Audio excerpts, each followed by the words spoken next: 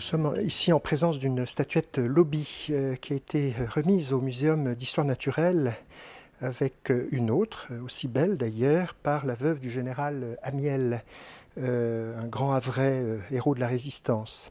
Les Lobis sont une population qui vit à cheval entre le Burkina Faso et la Côte d'Ivoire.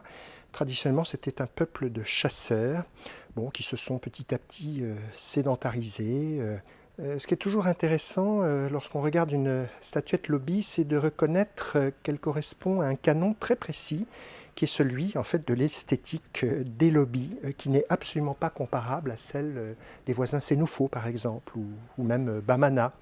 C'est comme si chaque culture africaine, à un moment donné de son histoire, avait défini comme ça une sorte de style qui lui est propre, une manière tout à fait singulière de représenter le corps humain.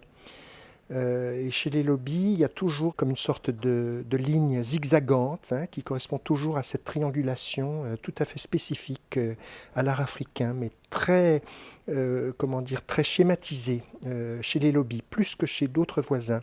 En fait, en Afrique, on a toujours cette hésitation entre un art stylisé, aux limites de l'abstraction géométrique, et un art plus naturaliste. Ces statuettes, en fait, représentent des esprits, les Tila.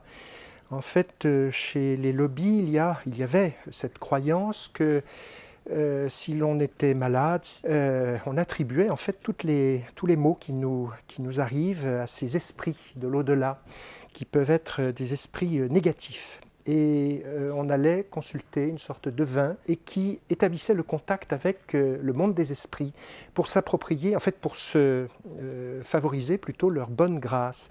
Et donc l'on sacrifiait à ces esprits rendus visibles sous la forme de petites statuettes en bois afin d'évacuer en fait le mal qui pouvait subvenir dans la vie d'un individu. Ça, c'est un schéma qu'on rencontre assez fréquemment dans les cultures animistes de la vieille Afrique.